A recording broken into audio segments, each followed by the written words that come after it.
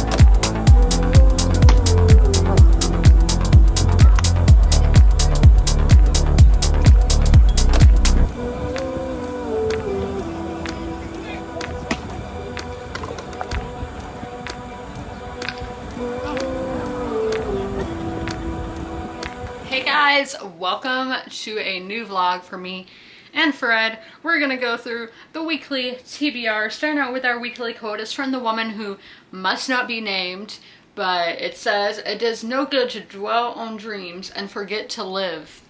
Take that as you will. So the first book that I'm reading in the morning when I work out, when I'm on the bicycle, is a poetry collection by a local author and local publishing house. That is Thresh Hold by Marlonda Dekine. It's a debut collection. It's holy, radical unlearning and reclamation of self. That's amazing. We love that for them. Now we have the book that is the main focus for the vlog, and that is The Road to Rome by Ben Kane. This is a novel of the Forgotten Legion. So the Forgotten Legion, the Romans had a battle at Carrhae, which is in modern day Turkey near the Syrian border. A lot of those soldiers were taken captive by the enemies of Rome and sold into slavery. Like, a lot happened to them. This is following some of those soldiers, following one of their sisters who is the lover of some powerful men in Rome. And there's a character who's an Etruscan, and he is a, like, soothsayer, I guess you could say, who, I love that, inspired me to become obsessed with Etruscan culture. So this is just a big historical epic series set during the time of Julius Caesar in Rome. Next, I will be starting a new book today, and that is The Last Housewife by Ashley Winstead. This is a thriller. It's gonna be my mood read. I got it in the Unplugged book box in 2022. I'm going to read the description, and it has to do with cults, which I do like cult stories. While in college in New York, Shay Evans and her best friends met a captivating man who seduced them with a web of lies about the way the world works, bringing them under his thrall. By senior year, Shay and her friend Laurel were the only ones who managed to escape. Now, 8 years later, Shay's built a new life in a Tony, Texas suburb. But when she hears the horrifying news of Laurel's death, delivered of all ways by her favorite true crime podcast crusader, she begins to suspect that the past she thought she buried is still very much alive, and the predator is more dangerous than ever. Recruiting the help of the podcast host, Shay goes back to the place she vowed never to return in search of answers, and she follows the threads of her friend's life. She's pulled into a dark, seductive world where wealth and privilege shield brutal philosophies that feel all too familiar. When Shay's obsession with uncovering the truth becomes so consuming that she cannot no longer separate her desire for justice from darker desires newly reawakened, she must confront the depths of her own complicity and conditioning. But in a world built for men to rule it, both inside the cult and outside of it, is justice even possible? And if so, how far will Shay go to get it? So we'll be starting that today. Lastly, my ebook pick is Ken Follett, Edge of Eternity, Book 3 of the Century Trilogy. Right now, we're dealing with the Cuban Missile Crisis in this book. And those are all the books that I am going to be focusing on this week. We will go to Myrtle Beach one day this week, but I'm going there for a minor league baseball game, and it's wet nose night. Fred will not be going because, yeah, he would probably be overwhelmed. He is a bit of an introvert, and I don't think he would like it. And the dogs aren't going either because they are rutabagas. They would not do good. Like, Delilah doesn't do good in big groups of dogs. She's better with like a handful of dogs, not a stadium full of dogs. And Penny has to be the boss lady. She's gonna be barking at everybody, being like, I'm the boss, all y'all are peasants, y'all are plebes. So, and Bud would be crazy. She'd be loving all the dogs and getting them all triggered, like, no. So I'm not bringing any of my dogs, but I'm going to be going to that. It's the Myrtle Beach Pelicans and the Fayetteville Woodpeckers. So 2 close local teams. Is it the Carolina League? I don't know these teams, whatever league they're in a lot. So I'm going to be going to that. I think that's our only like outside, not out of the ordinary thing that we're going to be doing. And again, weather permitting, because it rains here literally every single day. Yesterday was the first day in a while that we did not have any rain. I think we had some thunder, if I remember correctly, but we didn't get any rain. So rainbows, we have gotten some of those. I have not seen any except for my beautiful Rainbow Pride gnome here. So that is the intro for this vlog. I'm gonna go have some lunch because I am getting kind of hungry after filming all my videos. And then we'll get into the Road to Rome later. I'm about halfway into that book, by the way. I think it's like 50-something%. It is time to talk about the Road to Rome. Again, this is wrapping up a trilogy, and then there's a little novella that is 3.5 or whatever. But I'm just going to read you all my notes. None of them are spoilery, at least in my opinion. I only have 2 notes for the day. Oh, one would be kind of spoilery, but I'm going to word it where it won't be spoilery. But the first one, I've been thinking it a while, but I was like, I need to write this down so I remember to tell y'all and remember to put it in my review. But something that's been great about this series, something that Ben Kane has done a fantastic job at, is getting you re-immersed into the story, because it's been a year or 2, I can't remember, since I read the second book. And so I was scared going into this. I'm like, what if I don't remember certain things and I don't enjoy the book because I don't remember what I was supposed to remember from the previous 2 books?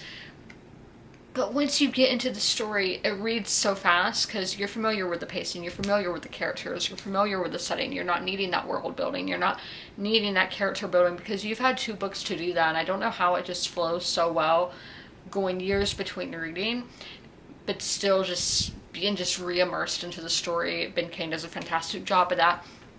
And we have a character, Romulus, who is having a realization, and it's like, oh me, what if this is true? Because it will be crazy because what it's about, I had a big reaction to when I read it. And now that stuff might be happening with that plot line that I thought was over. It might not really be over, and I'm just like, oh my gosh. Something I didn't write down though is we have all these characters, all their roads are leading to Rome, we're assuming. It's when they're all reunited, what is it going to be like? Because they are not the same people that they were in book 1 of the series. Like, as you grow and develop as a person, meeting somebody who you haven't seen in a decade, how is that going to feel? I don't know. I don't know how it's going to go for the characters or whatnot. But there are some historical series that I would recommend if fantasy is your main genre, especially like old man fantasy, you know, because I had been reading George R. R. Martin, finished that up, and I'm like, okay, I want that high that I had reading Game of Thrones. My grandmother recommended Can Fall It to me with The Pillars of the Earth, and I do think that book is great if you love fantasy and want to get into historical fiction or just want that big epic medieval book. Perfect book to do that with. I also read The Forgotten Legion, which is the first book in this series. I randomly found that book on Amazon one day years ago. Yeah, it was Amazon because that's like when I first got Amazon. And again, I loved it. I think it's just, this is a big epic Roman historical series. So these books are nowhere near as long as Ken Follett's books. Ken Follett's books can be over 1,000 pages. This is 481, I think it was. But still, if you are somebody who predominantly reads fantasy, you want to put your toes into another subject or another genre, I think The Forgotten Legion would be a great series to do. Hey guys, it is Tuesday, so I have a few updates before we get to our book. I'm wearing orange, and like Code Orange is happening everywhere. Today I've seen multiple posts to different stores having Halloween out, and like, this is like the earliest I've ever seen. I usually start to see stuff late July, so I am kind of shook. But yeah, let's go to our reading update. So I did not get to Thresh Hold this morning. Just didn't feel like reading this morning, so I didn't get to this, and I'm on track to finish it whenever I pick it up, but I didn't feel like reading. And then my dad ordered me a gift, which is The Lost Founding Father, John Quincy Adams, and the Transformation of American Politics by William J. Cooper, who is not a journalist. He is a professor, so that's very nice. And he's won the Los Angeles Times Book Prize. And some other thing okay, that's just talking about one book. But he is a professor of history at Louisiana State University, and he lives in Atlanta. So this has to be kind of interesting because it talks about how John Quincy Adams is kind of like forgotten, and there's not a lot about him, not a lot of sources about him, and just going into why that is. So I never knew that was a thing, that he was kind of a forgotten president in a way. So that sounds really interesting. Then we have the nice deckled edges, and when he handed me the book, because I had been sitting on the porch for like an hour, it was just so warm, and it smells really good. Which I don't know this publisher. It says Live Bright 100 Years, and that was even like printed on the front of the book. So yeah, never heard of this book, but the topic sounds interesting. So we're going to talk about the road to Rome now. Sorry, I had to get my notes. We only had one note. There was another but I can't remember what it was. But it's hard to tell with each scene, like when each scene is happening with one another, like if it's chronological, or if it's like, okay, well, this was going on, this is what was happening with this character, or it's just, it's not like alternating each POV. Like sometimes it does, sometimes it doesn't, but it's not. It's like, is this happening at the same time as the last chapter, or is this happening at a different point in time? So that's something I've kind of struggled with, but we are nearing the end of the book. We have less than 70 pages left. Again, I don't think I'm going to be able to finish it tomorrow because I'm going to that baseball game tomorrow. So yeah, I will probably finish it on Thursday. Hey guys, he's in my typical spot, so sorry I'm kind of like at a weird angle, but it is Wednesday, so I have had my breakfast. I've been stuck by my dad's office. And I will be going to Target today still, even though I do have plans for this afternoon, but I'm gonna go to Target in a little bit to get the groceries. And this young man is a champion again. The Florida Panthers won the Stanley Cup, and he is a Panther, so that's super exciting for him. We're gonna take a picture later when I'm, you know, in nicer clothes than PJs. But yeah, so I'm gonna go to Target, I'm gonna go to Goodwill, but Goodwill at the beach, and then go to the baseball game. So, oh, and I'm gonna go to the UPS store. But yeah, I guess Fred did too, finished Thresh Hold. I think that book's too skinny to be able to stand up right there. This, I'm giving it a 4-star. It was a great book. I do definitely recommend it. I really enjoyed it. And this is such a great reclamation of family, history, and self. Just reclaiming that and really being certain in who you are. Yeah, it's... I'm reading the back here, seeing who has blurbed the book. I'm not familiar with any of them, but it's only as when you read a great book you can see who's blurbed it, and maybe you'll like those books. But I do think this just shows what the culture is like in the coastal plains of South Carolina, which is where I live. But the Gullah Geechee culture, this is the... this might be the only like Own Voices Gullah Geechee book that I've read, and it was fantastic. And I think it really just shows their history and shows their culture and shows us the history of the land that these people are on, that they were taken to. And I just think this is a great book. Again, it is by a local author and a local publishing house, so it's always great to support. So this is Thresh Hold by Marlonda Dakine. That is what I just finished. I will be starting a new like collection tomorrow morning, and we will talk about that then. I don't think I'm going to be able to get to the road to Rome today. I don't know if I'm going to be able to get to The Last Housewife today. I don't know when I'm going to be getting back tonight. I don't even know what time the game starts, if I'm being honest with y'all. So I think I'm only going to be able to get to Edge of Eternity tonight. But I did want to update y'all that I finished this collection and that I really recommend it. And as I said, how it's local, it definitely feels local, which is always great to just feel at home in a book. So I do recommend that, and I give you my update of what my plans are for the day. It is still quite warm here. I mean, it's June in South Carolina. What can we expect? But I'm going to be near or on the coast tonight, so hopefully there's a nice ocean breeze. But I'm going to go write my review and do all that stuff now. I just got back from Target, so I want to show y'all the fun stuff that I got. I have not read the first book in this series, but with romance you typically don't have to do that. And this is Problematic Summer Romance by Ali Hazelwood. We gotta support her after y'all bullied her off of the internet just because she doesn't like Peeta Mellark. Like, yeah, Peeta wasn't my favorite in the Hunger Games either. Y'all can try to bully me, but like, I go down with the ship. I honestly don't care that much about fictional characters, but this is What Is Wrong meets What Feels Right, and this romance set in Italy, and it's like an age gap relationship and everything, so we will see. I thought it sounded good from what I've been hearing, and I mean, look at that flop, that's super nice. Then I got my facial toner, Thayer's Unscented.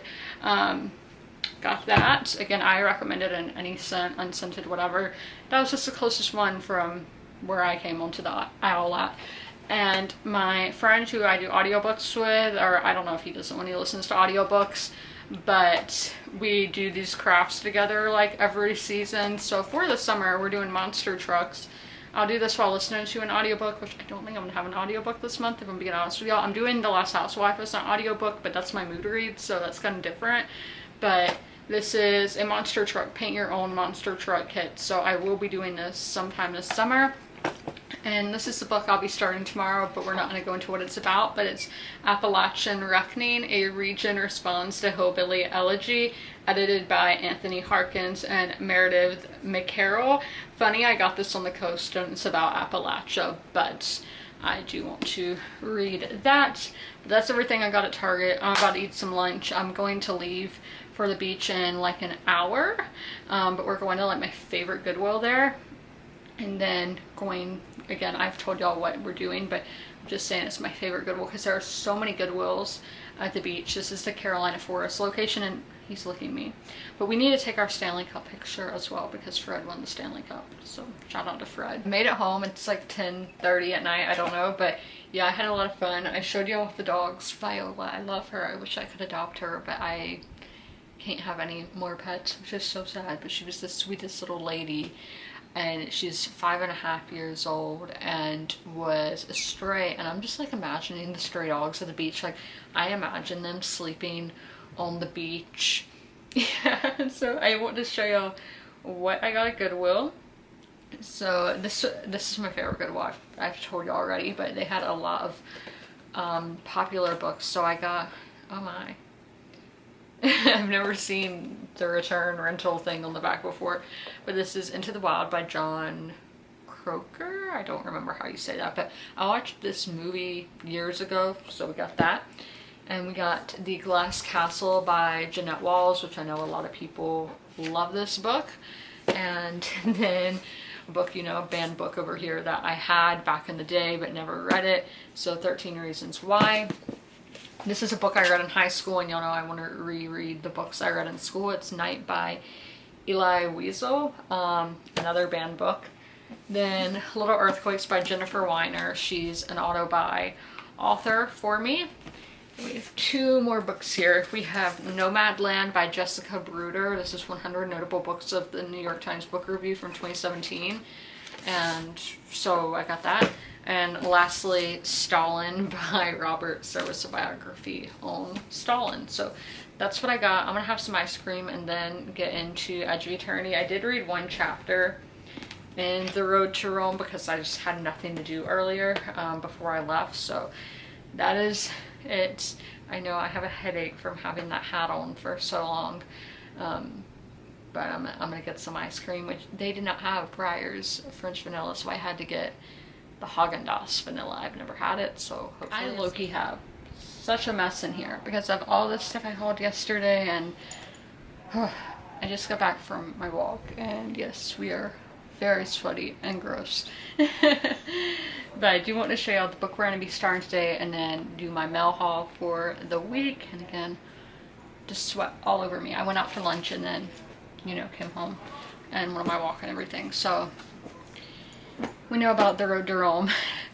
Today I'll be starting Appalachian Reckoning, a region responds to Hillbilly Elegy, edited by Anthony Harkins and Meredith McCarroll. So I think that title is pretty self-explanatory. I do own Hillbilly Elegy. I got it before, you know, J.D. Vance was named Trump's vice president. I had no idea who J.D. Vance was when I bought it. Or I didn't buy it. I got it for free at a little free library because I was like, oh, there's a movie and all that. And people, back when I first saw BookTube, were reading that book. So it just shows how the tides can turn. It's super fascinating.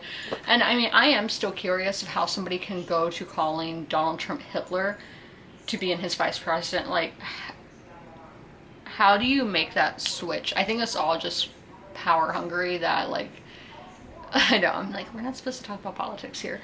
Like, I think Vance is just like, if I'm his vice president, where does that leave my future? Could he be president in the future? Blah, blah, blah, that kind of thing. So I don't know, but that's just amazing to me how people can just snap like that. But this book, so a lot of people from Appalachia are like, Hillbilly Elegy is not really the Appalachian experience. Now, I haven't read it, so I can't discredit being like, that's not how it is. Because we have to remember, probably millions of people live here, so everybody has a different story. But again, we're going to get answers, hopefully, to my questions. It says, with hundreds of thousands of copies sold, a Ron Howard movie in the works, and the rise of its author as a media personality, J.D. Oh, so when did this come out? This came out in 2019, so it'd be even more interesting now, in my opinion. But okay. J.D. Vance's Hillbilly Elegy, a memoir of a family and culture in crisis, has defined Appalachia for much of the nation. What about Hillbilly Elegy accounts for this explosion of interest during this period of political turmoil? Why has its ideas raised so much controversy? And how can debates about the book catalyze new, more inclusive political agendas for the region's future. Appalachian Reckoning is a retort at turns rigorous, critical, angry, and hopeful to the long shadow hillbilly elegy has cast over the region and its imagining. But it also moves beyond hillbilly elegy to allow Appalachians from varied backgrounds to tell their own diverse and complex stories through an imaginative blend of scholarship, prose, poetry, and photography. The essays and creative work collected in Appalachian Reckoning provide a deeply personal portrait of a place that is at once culturally rich and economically distressed, unique and typically American, complicating simplistic visions that associate the region almost exclusively with death and decay. Appalachian Reckoning makes clear Appalachia's intellectual vitality, spiritual richness, and progressive possibilities. So yeah, that has already made me think, because like if we think hillbilly elegy, that's just one guy's story. And as I told y'all earlier, there's probably millions of people that live in Appalachia, and everybody's story is going to be different. So a lot of people think of how many people have read hillbilly elegy. They're like, okay, that's the Appalachian experience. But as I said, that's one guy's story. That's not going to account for everybody. So I think this is important, just to see how diverse and everybody different, all the different stories of people. It even said photography and everything in here. Yeah, there's a picture there. So this should be interesting to get into. So I'm going to start that. Now we're going to do the weekly mail haul, just 2 books today. And these I got secondhand on eBay. If I read over 200 pages in a day, I treat myself to buying a book on eBay. I have a watch list of a bunch of books that have been on my TBR throughout the years and whatnot on eBay. So I just go to the one that, you know, is the most recent, and I do like haggle with the people, trying to get the lowest price possible. I usually tend to go for about 25% off, and if you don't offer me that, then I'm not going to buy it, sorry. So the 2 books that I got, because last week I had 2 days where I read over 200 pages. So the first one is a fantasy book, and that is The Walking Fire, book 1 of the Draconis Memoria by Anthony Ryan. I definitely think this is going to be kind of Roman inspired. It looks like we might have some steampunk with these like gears, and then dragons. Who does not love dragons? Throughout the vast lands controlled by the Iron Ship Trading Syndicate, nothing is more prized than the blood of drakes, which can bestow fearsome powers on the rare blood-blessed, but not many know the truth, that the lines of drakes are weakening. If they fell, war with the neighboring Corventine Empire will follow swiftly, as lives and empires clash and intertwine, as the unknown and known collide. All 3 must fight to turn the tide of a coming war or drown in its wake. Then we have a Greek mythology retelling that is from the 1950s. This was a Book of the Month book back then. I think it was 1954. So this is, again, an author that so many of her books fascinate me, Mary Renault. This is The King Must Die. Really Grecian cover there. And it says, out of legend and history, Mr. Nolt's informed intuition has woven a novel of splendor and brilliance. The scintillating story of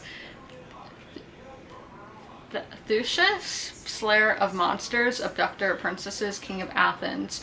Under the fanciful garnish of myth, she has discerned what may well be the truth, the impact of a magnetic personality with a gift of leadership and a sense of destiny. Sent to destroy the matriarchal pattern of Eleusis in Crete, Theseus emerges as a clearly defined personality, convincing in every detail. A man brave and aggressive, tough and quick, highly sexed, and touchily proud. His adventures follow the myth closely, yet in spite of their high color and drama, they are fully credible. So that's this week's mail haul, 2 books, fantasy and Greek mythology retelling. I'm going to start Appalachian Reckoning now. I just finished The Road to Rome. We're in Rome now. Sarcasm. But I finished the book. I read 42 pages in there today, and we're about to do call pal for it. And yes, I've not put this where it goes yet because I didn't need it this morning. Oh, and here's my bookmark with the little dachshund. So cute. I got this in elementary school. It doesn't have a year on it, but I got it way back then. Again, we're going to be doing call pal. I'm all distracted over here as per usual, but let's start with characters, if my pen will work. Okay, characters, I am going to give a 4. I didn't feel just that pull to them that I felt in the previous books. Tarquinius would be my favorite character in this installment. Again, I've talked about how he like has inspired so much of my research into the Etruscans and being a soothsayer. I just find that all really fascinating with like the mythology aspects and everything, and about how the world used to have magic in it. We talk about that all the time, at least once a month here, don't we? But it was kind of just jolting getting back in the story by how far these characters have come and how far they have developed. I think I would have liked a bit more time with the reintroduction at the end of the book of when all our characters are back in Rome. I would have liked more closure with these characters. Atmosphere, again, I am going to give that a 4. This one is not as big as the previous books in like the world being used. It is not as adventurous as the first 2 books in the series, in the trilogy, which I do like that adventure aspect of exploring the ancient world, because it's like a whole other world, because all these places, yes, that land might physically exist, but the borders and cultures and politics and all are also different thousands of years later versus back in the 40s, not AD, BC. It's also different. This one, again, is a lot smaller of a book. Writing, I am going to go with a 4 again. Once you just get absorbed into the story, once you're so far into a series, you get so used to the story and to the writing style, the pacing, the characters, that it really makes it easy and fast to read. Even if it is 474 pages, it's quite easy to get through. It is accessible to read, and I think this is a great entry point of historical fiction for people who are maybe into fantasy. I think this would be a really good starting point. This series, not, you know, the last book, obviously. I think it would be a good starting point if you're looking to get into historical fiction.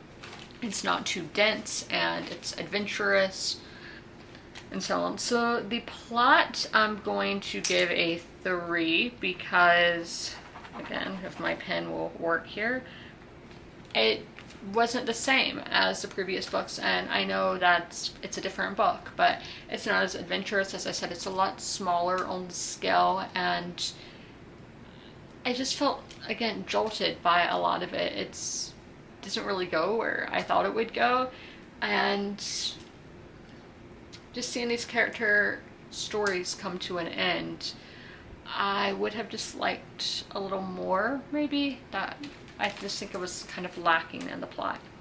So then we have intrigue. Again, I would say that is a 3, because I really didn't know where these character stories were going to go, and with their morals, if that would change or not. Logic, 4, I think it's incredibly well researched, and everything with these character arcs does make sense of how they got to where they got to, even if in your mind you're like, I don't know where this is going to go, but once you sit there, it's like, yeah, that makes so much sense. That Fabiola turned out like this, that Romulus turned out like this, and so forth.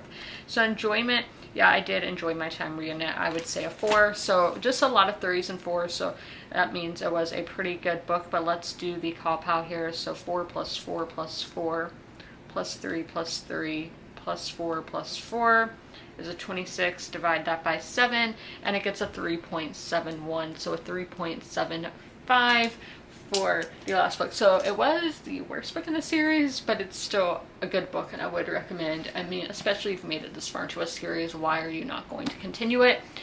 But let's see what we're going to be doing in next week's vlog.